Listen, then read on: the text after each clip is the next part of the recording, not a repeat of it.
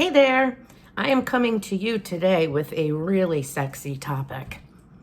Septic tanks. I know, just what you always want to hear about. But if you're purchasing a home that has a septic tank or you own one, you need to get familiar with how to preserve the life of the septic tank. And there are some easy things that you can do to make sure that you get the most out of that tank. You want it to last because it can be expensive to replace them. Depending on how high your water table is, it can be very expensive to replace them. So having longevity is a good money-saving idea.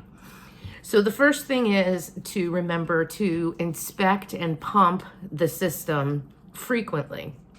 How frequently depends on a few things. How many people are using the system is the biggest. So if it's a whole family of 4 or 5, then you're going to want to have it inspected and pumped more often than if you're a smaller family. So the average recommendation is every other year to every 3 years, depending on the usage of the system. You want to be careful with your water efficiency. The household water ends up in your septic tank. And the harder you make it work to deal with the water, the less time you're going to get out of that system. So, like, for example, don't do the laundry and the dishes all at the same time. Alternate them. Don't do all of the laundry in one day. Spread it out a little bit. Give the system a chance to recuperate from the flood. You only want to flush toilet paper down. No other products of any kind. Nothing. Human waste, toilet paper, that's it. For real. You will clog up your system so fast with anything else. And then you're going to have big problems. No garbage disposal. If you have a septic system, you should not have a garbage disposal. If you have one, you shouldn't use it. You're putting food waste down and you're making that system work harder than it should, breaking down the food waste, when really what you want it to do is focus on the human waste and take care of that for you. So along that same vein, you want to be careful what kind of things you're letting go down your drains. A couple of things that you might not think of. Antibacterial soap.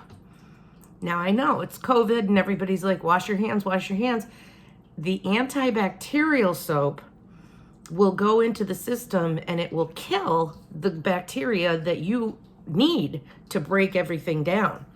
So really, that's just a losing game. Just use regular soap, just regular hand soap. That's good enough. You don't need the antibacterial and you're damaging the septic. Additionally, some things that you might use frequently that you should consider not using. Number 1 would be bleach.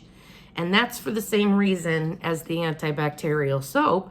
The bleach is going down there and it's killing the good bacteria that's trying to help to keep the system clean.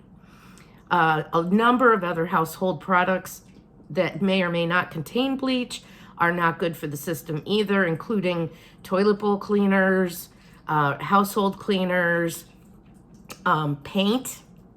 You really want to make sure that you're not putting any paint down the system if you can help it.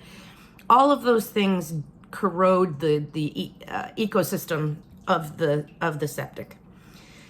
And my last bit of advice is to watch the leach field or the drainage field. People call it both. You don't want to let anybody drive over it. You don't want to dig into it. You want to watch the landscaping. Before you do anything in your yard, you need to know right exactly where everything is. And if you live in Massachusetts and you are going to sell your house, then you need to have a Title V compliance letter in order to transfer the property. And what that entails, if you've cared for your system well, won't be a biggie. They come out, they dig up the distribution box, they make sure everything's percolating the way that it should, and if everything's running through that D-box, then they close it back up and you get your certificate and you're done. But if it's not running properly there, then they have to go down the line and find out where the hiccup is. Could be a broken leaking pipe, could be any number of things, but it might be the whole system has failed. Now in Massachusetts, it's feasible compliance. So if only part of the system is broken, you just replace that part, get re-inspected, and you should be fine.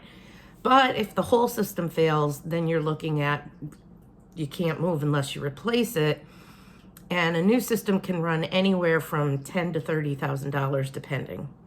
So that's why it's so important to take care of this ecosystem in your backyard or your front yard sometimes.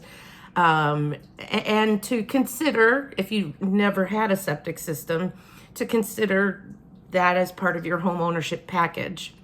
Here in Massachusetts, in Western Massachusetts anyway, most of the towns have some areas that are on septic. You really kind of can't get away from it in certain areas. I grew up on a septic system, and I had one at my previous home. And again, proper care, and you'll be fine. Okay, that's the end of my sexy septic talk.